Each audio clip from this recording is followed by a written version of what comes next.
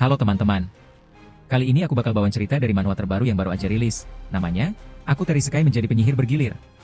Buat kalian yang penasaran sama ceritanya, video versi panjangnya udah tersedia di deskripsi. Tapi kalau kalian lebih suka versi singkatnya, langsung aja tonton videonya sekarang. Yuk, kita mulai.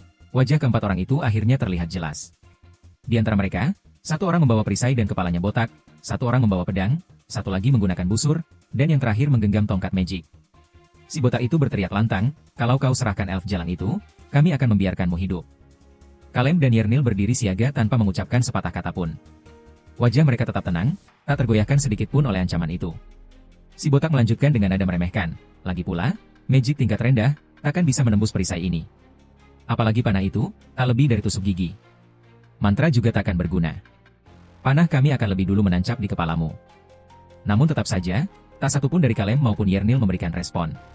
Mereka hanya berdiri diam, seolah bibir mereka terkunci oleh tekad yang tak tergoyahkan. Senyum jahat menyeringai di wajah si botak. Ia berkata, "Jadi, jangan buang-buang kekuatan dan waktumu. Dan jangan mempersulit keadaan." Nada bicaranya makin congkak. "Atau, bagaimana kalau kau bergabung dengan kami? Kita bisa membentuk parti berlima." Lalu ekspresi si botak berubah menjadi menjijikan. Air liur menetes dari ujung bibir saat ia menambahkan, "Dan wanita elf itu, bagaimana kalau kita nikmati dia bersama? Lalu kita jadikan dia milik kita bersama, sepenuhnya. Bayangkan saja tubuhnya, wajahnya, semuanya milik kita." Terdengar menarik, bukan? Yernil menatap ke arah Kalem sambil gemetar, lalu memanggilnya dengan suara pelan, "Kalem?" Si botak itu berbicara dengan santai, seolah tidak peduli pada situasi. "Bukankah lebih aman kalau kau berkelana bersama kami berempat, daripada hanya berdua dengan elf jalang itu?" Kalem terdiam. Tatapannya menusuk, tajam, namun mulutnya seakan kehilangan kata-kata. Dalam hati, ia bergumam tegas, "Tidak. Itu takkan pernah terjadi. Aku bisa tidur nyenyak, kalau Yernil yang berjaga. Tapi kalau ada kalian, aku bahkan takkan bisa memejamkan mata sedikit pun." Ia pun mengangkat tongkatnya, wajahnya dipenuhi amarah. "Sudahi bacotanmu dan pergi dari sini. Kecuali kalian memang ingin mati." Yernil terkejut.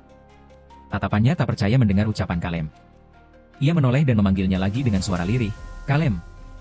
Si botak membelalakan mata, ekspresinya penuh ketidakpercayaan. "Kau bercanda kan?" Namun Kalem menjawab dengan nada datar yang penuh ketegasan, "Aku sangat serius."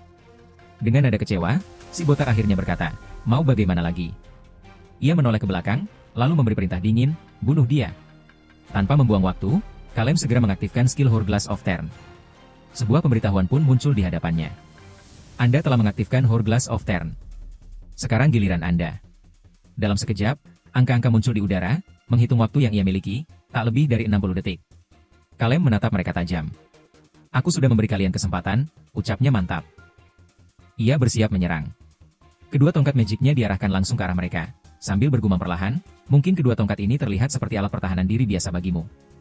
Tapi kalau kau berpikir begitu, maka kau salah besar, dasar bajingan sombong." Ia mengarahkan pandangan ke bawah. "Genangan di bawah kakimu, dan spell Lightning Shock, dari tongkat magic tipe Lightning milikku ini, normalnya hanya bisa digunakan untuk menyetrum satu orang dalam satu waktu." Kalem menarik napas, lalu melanjutkan, "Tapi dengan adanya genangan air, itu jadi cerita lain."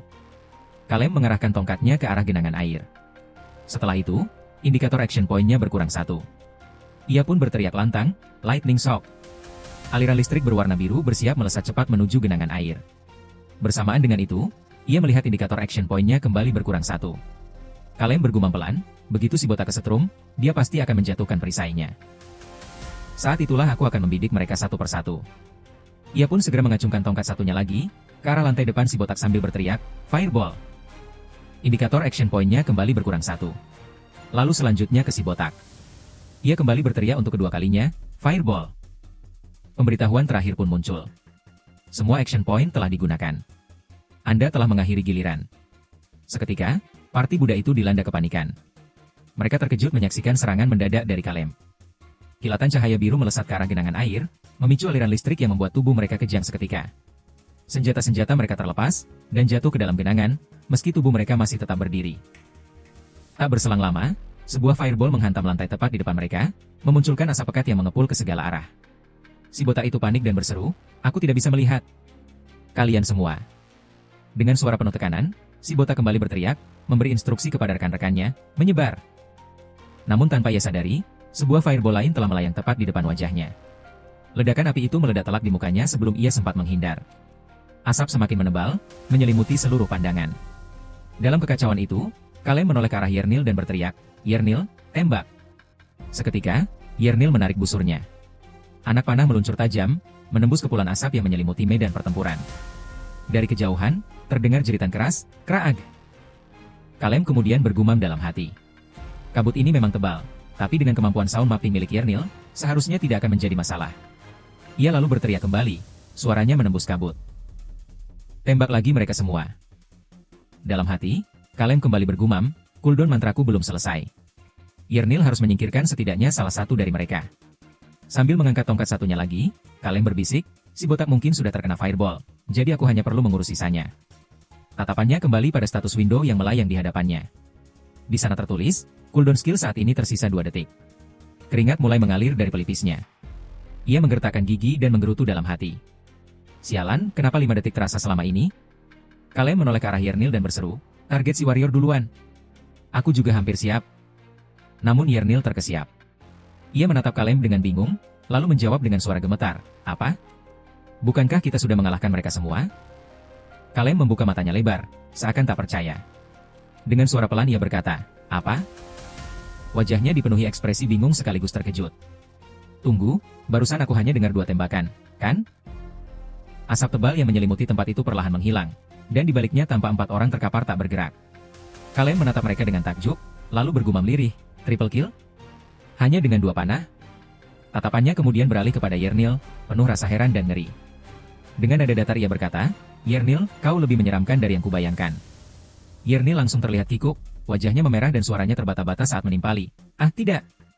Aku juga takut, aku hanya berusaha keras menembakkan panahku." Tiba-tiba, dari tengah kepulan asap, terdengar suara batuk serak. Si botak tampak baru saja siuman.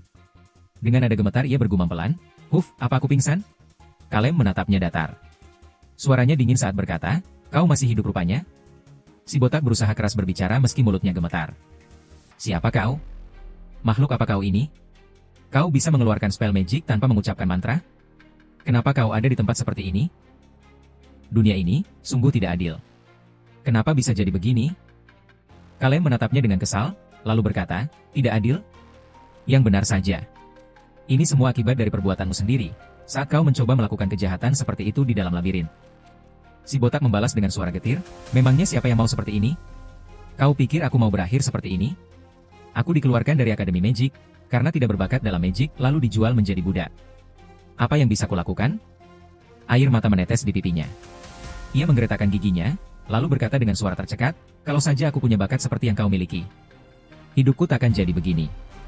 Suaranya semakin pelan, nyaris seperti bisikan, "Hidup ini memang tak adil." Dan setelah itu, ia tewas di tempat.